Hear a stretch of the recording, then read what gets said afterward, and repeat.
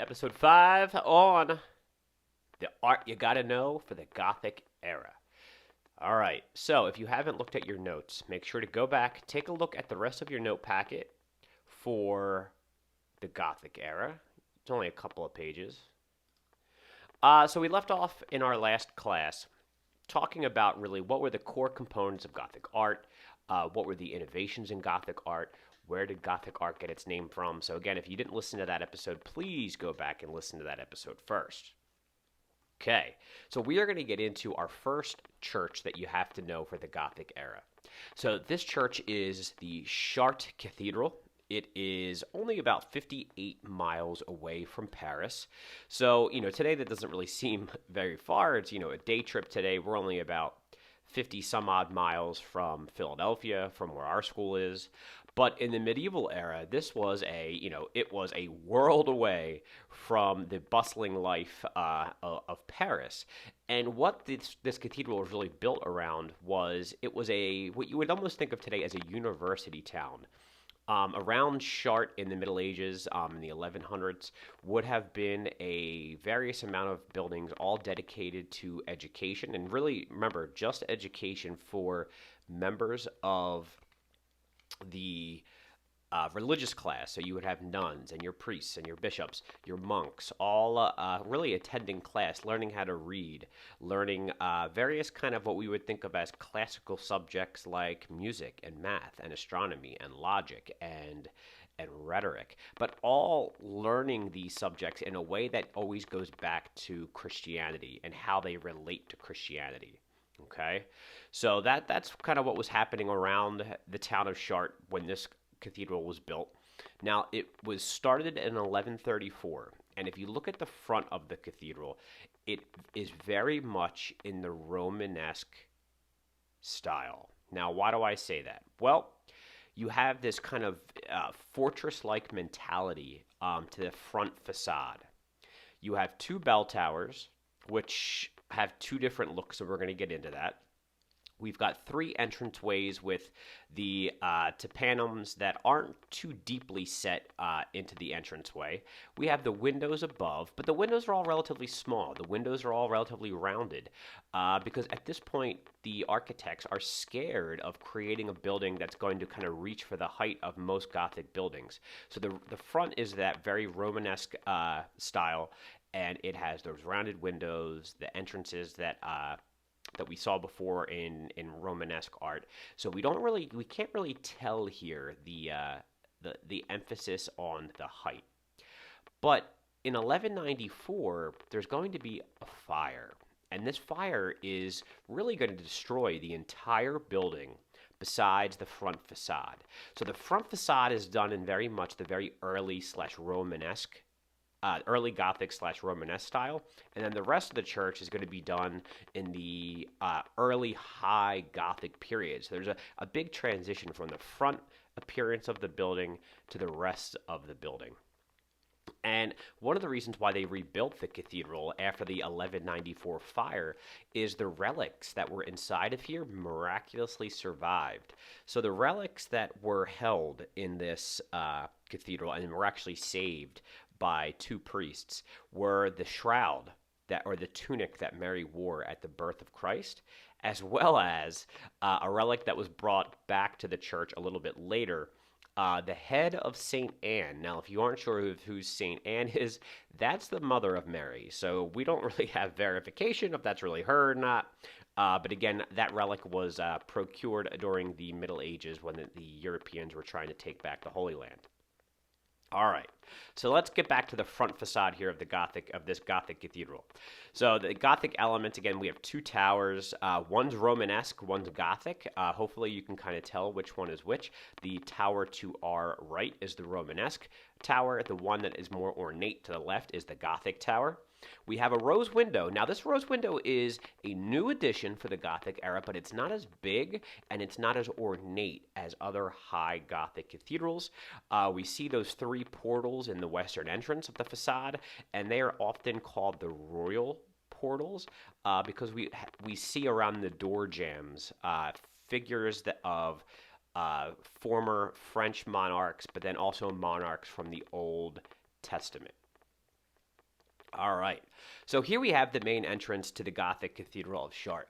We've got three entrances, all kind of symbolizing the idea of Father, Son, Holy Spirit. There's been some debate, though, about what the actual imagery is in between the tympanums of each entranceway. So if we look at the entranceway to the far left-hand side, this is known as Christ ascending, right? The ascension of Christ. But new scholarly developments kind of would debate that that image on the far left-hand side here is not necessarily the ascension of Christ to heaven. What they actually think is that it is Christ before and God before he actually enters earth. So it almost predates the creation of earth, and it's God really just in the spiritual and Jesus in the spiritual era. And then if we jump over to the tympanum on the far right, we have Mary and Jesus. And this exhibits the idea of God now entering the earthly world. Remember, Mary is the vessel that allows Christ to enter the earthly world. She's seated there in that very Byzantine idea of her being the throne of wisdom that Christ sits on. And then below the main scene of Mary and Jesus, we have scenes of kind of Mary's life. We have on the far left-hand corner, right above the door, we have the scene of Angel Gabriel coming to Mary. We have Mary in the middle above the door, reclining on a bed, giving birth. And then we have kind of the three wise men bringing gifts to the baby Jesus after he is born. Okay, so that's the middle scene. And then the far right scene. But in the middle, we have that typical Romanesque scene. So this is the Last Judgment. This is the second coming. Christ is the largest figure of all the figures. He's surrounded by the four evangelists, all right, Matthew, Mark, Luke, and John, and their symbols there that we see. And Christ has the full body mandorla. He himself has a halo or a nimbus over his head, and his hand is held in judgment. And then below him, we have 12 images representing the 12 apostles. And below that, we have these really elongated figures that are in the door jambs. And this is kind of unique, and it will start with Chartres and go to other cathedrals as time goes on. But they're very linear. They're kind of very, very, not to say they're abstract, but they are very, very stretched out. They're very large. If you were to kind of visit Chartres in person, they almost kind of tower over you, these figures. And what these figures do, and one of the reasons why this gets the name the Royal Portal, is that, again, these are the figures that some of them are Old Testament kings and queens, and then some of them are French kings and queens from French history, all there to kind of connect that idea of divine right of the king. All right, so let's continue. I already kind of talked about all that information. I'm going to keep going, keep going. And if we get up close to the royal figures, they're rigid, they're upright, very much done in a Romanesque style. So because the west facade survives the fire of 1194, when we look at the tympanum sculptures that are on the outside, not the tympanum, of the transepts of Chartres, we're going to see more realistic figures. And we're going to see that because art will begin to evolve. We're getting into that pre-Renaissance period.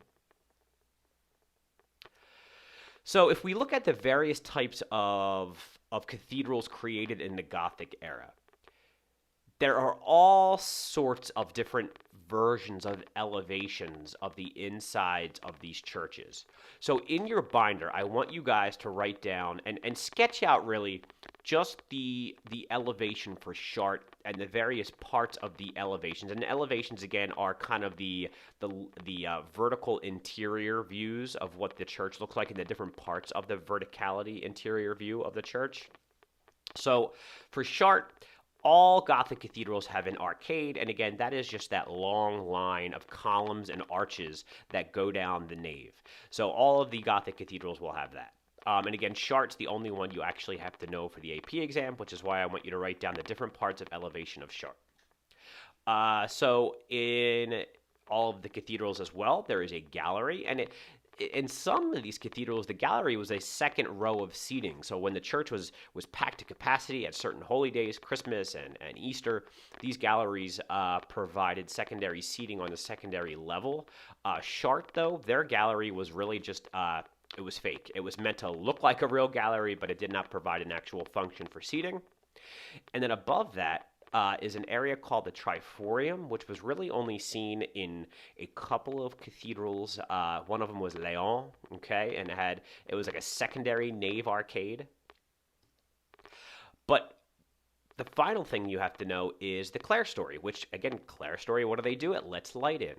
And this goes all the way back to ancient Egypt, and we saw clerestory windows in various other pieces of architecture as we've moved through history. So these Gothic cathedrals have the clerestories as well, and they are full of lancet windows, which are, again, kind of look almost like a little spearhead or a lancet. And then above some of them, there's rose windows, or they often call these oculus windows, that would have had stained glass. Because remember, if you think back to the first video, the whole entire reason for creation of architecture in the Gothic era is to create cathedrals that show height and allow light in, because they're trying to create that heaven on earth experience. So we have Gothic rib vaults. So if you look at section B right here, this is kind of our normal groin vault that we saw going back to ancient Rome. If you look at the figure C all the way to the right, these are now the new innovations of using pointed arches to create Gothic ribbed vaults. And again, they look literally like intersecting ribs if you were to look at the ceiling of a Gothic cathedral. The fact that you're able to use pointed arches is what is going to allow the height inside of these cathedrals. And again, one thing I haven't said yet is that yes, Gothic cathedrals will eventually use concrete, but as of right now, the Chartres Cathedral is made entirely out of limestone. This is just a diagram showing you guys the intersection of the rib vaults. And if you look down at the front of this image, you can really see how you have this column or pier that goes down into the nave. It shoots up, and then from that column and pier, and the reason why we're calling it a pier is it's bigger than a column and it's able to support more weight than a column. You can see how two ribs will jut out of that same pier and create these intersecting arches that will allow for height, and that's what we call a ribbed vault, all right, a ribbed vault. So it's not a groin vault anymore, it is a ribbed vault, those crisscrossing vaults that will allow for the height of these cathedrals. And don't forget, too, if we shift over to this area on the left side, we have the flying buttresses. So the flying buttresses are almost like towers on the exterior of the cathedral, and they are pushing inwards the weight of the arches. They're holding the arches inwards so that they don't bust outwards, all right, because of that height. And the weakest part of the arch is the area where the arch meets the pier. So that's kind of where they need that extra support. And you can kind of see that further up here. Where the arches meet the pier, that's where the buttress comes in to help it from not pushing outwards. Here we have, though, a cathedral that is not a cathedral that you have to know, but is probably the most famous of all the French cathedrals, and this is Notre Dame. And again, unfortunately, Notre Dame had the fire that really ran through and destroyed a lot of the interior areas, and the roof of the cathedral, the spire that is over the crossing square, collapsed inwards last year. But this is just an idea of what some of the alterations of these cathedrals look like. So Notre Dame was done a little bit later than Chartres, especially the original Chartres. You see the flying buttresses, which is one of the reasons why I'm showing you this. You can see them pretty clearly going around the entire area of the church. I'm going to skip through this just because we don't really have to know anything about Notre Dame. Skipping through, this is just the front facade of Notre Dame at night. That's the rear, and you can see the flying buttresses. The spire was added in the 1800s, which is why it's discolored and kind of looks a little bit different. So now we're going to talk about, well, how did Chartres look once it was rebuilt? Because it's rebuilt during the High Gothic period. So again, you want to pause this and write down the information I have here of Chartres. First thing that should pop out to you is looking at this aerial view, you can really see the transepts, and you could really see the shape of the cross here. We get that cruciform slash basilican shaped church, and if you look at the front entrance of Chart, you see how the portals, the entranceways, really aren't very deep, right? So you have kind of that three-tiered level that takes you into where the tympanum is, and then there's the entranceway. But if you shift over to the transept, you see how deeply set that the entrances become. And in the high Gothic era, these entrances almost act like as a funnel or a tunnel, taking you out of the muck and the yuck of the everyday world and bringing you into that very sacred space. So it kind of gets dark. If you look, there's deep shadows inside of these entrances where the transepts are on the right-hand side, and it's transporting you into that beautiful inner heavenly world.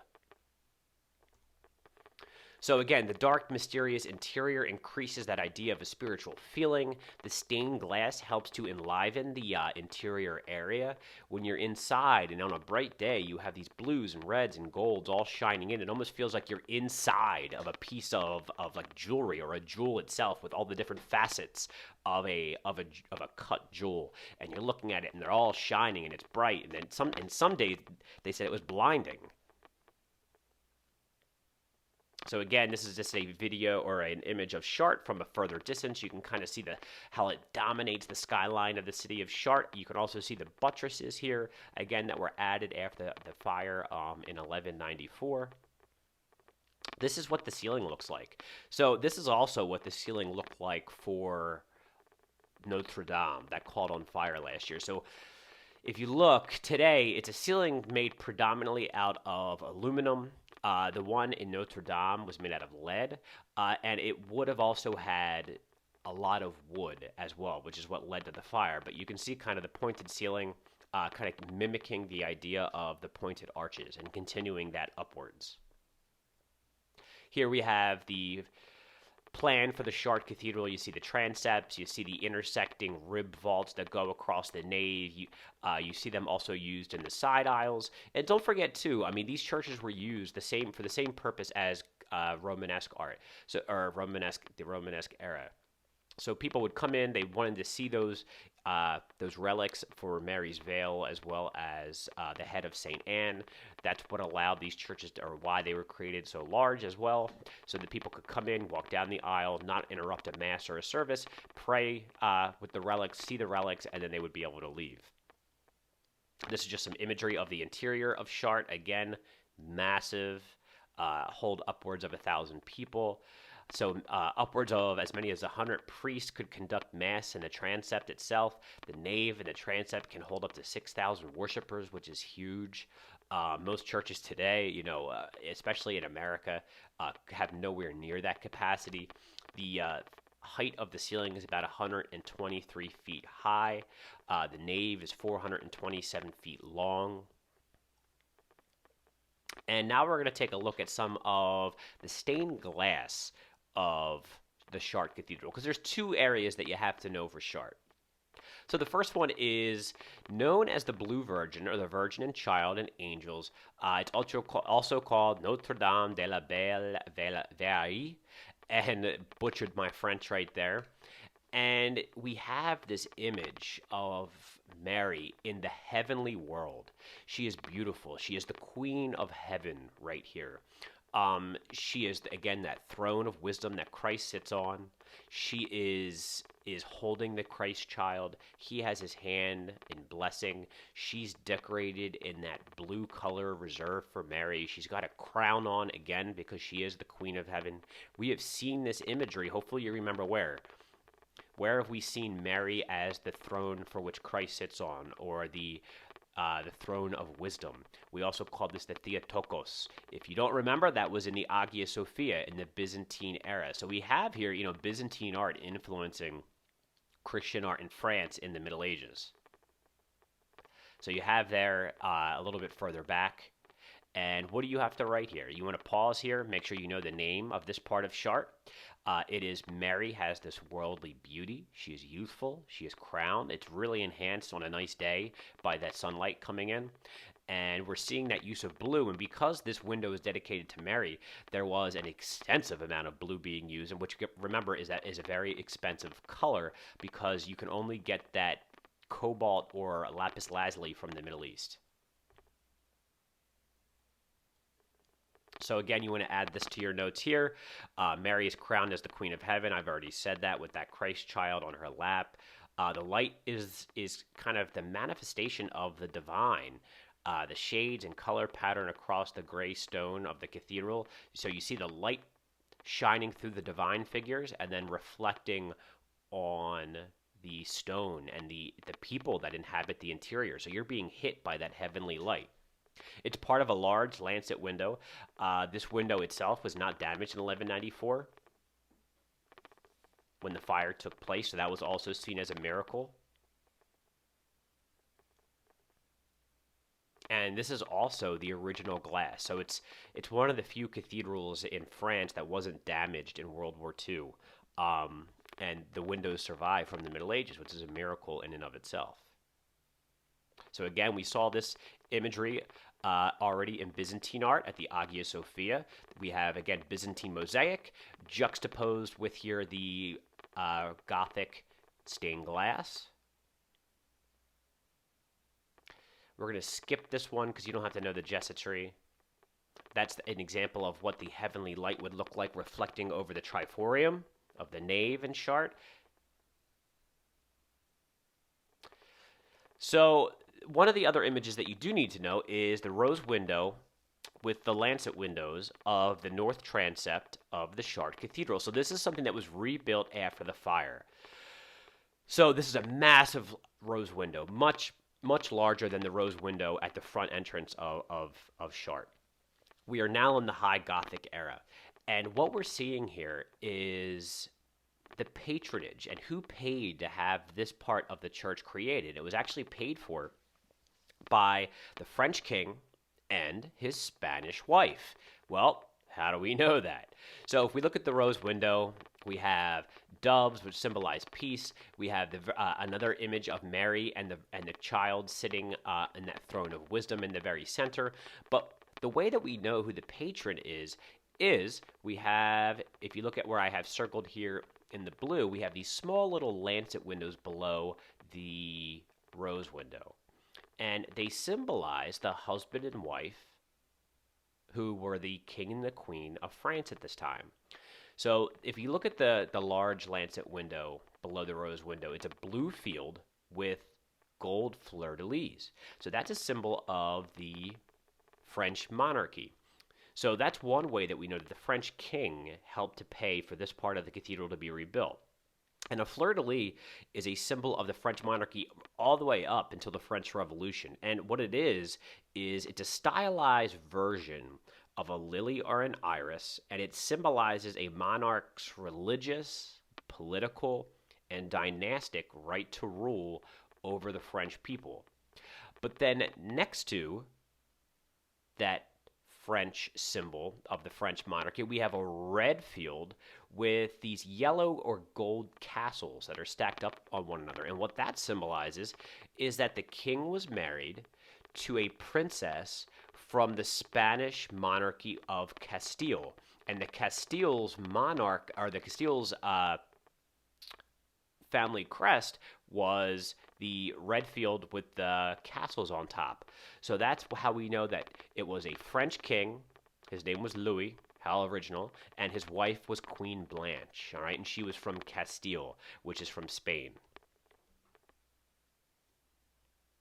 And then what you want to write down here is that you have to know from the western facade of Chartres and the lancet windows is by the queen commissioning these windows. She is demonstrating her piety and her love for God. And also she's showing to the people of France, I am one with you. I am donating to this church. It is important to me. And I want to continue to show how I am not only dedicated to the French country, but I am a good practicing Catholic.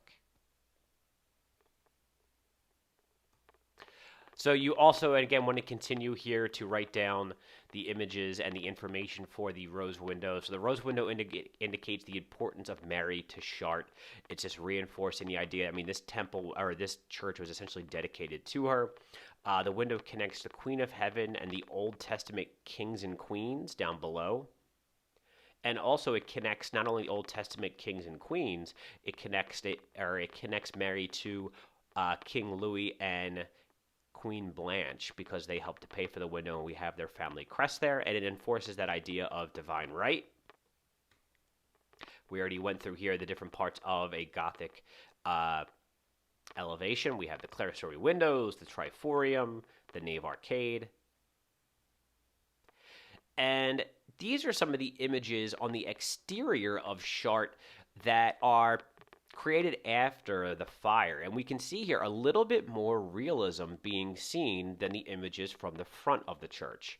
So these are again from the south transepts and the north transept. You can see the heads are turning, and it almost appears that they are interacting with one another.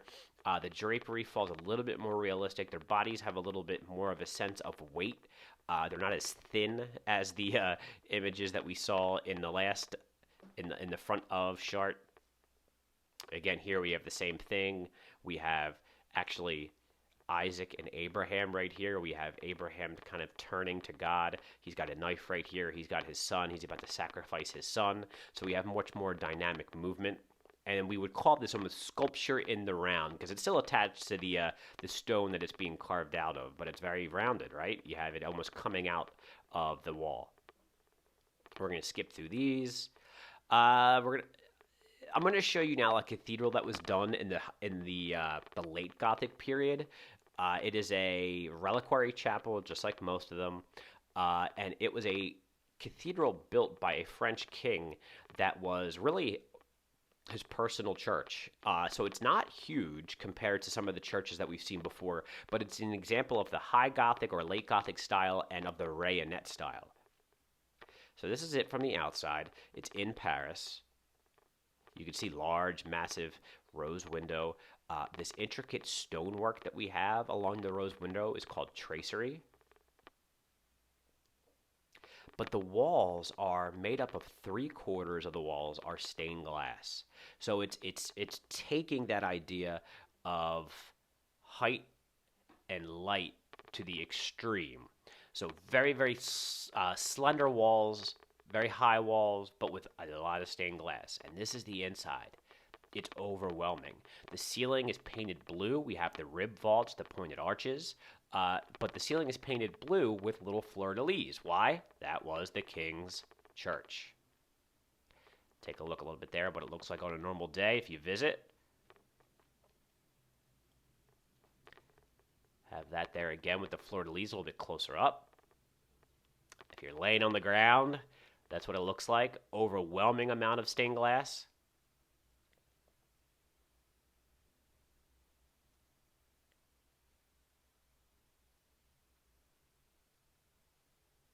All right, so we're actually going to stop there. That is the info on the Gothic church that you have to know. And then we're actually going to do 3 videos for Gothic. And the final video is going to be based off of some of the luxury arts that come out of the Gothic era. So stay tuned. Our next video is coming.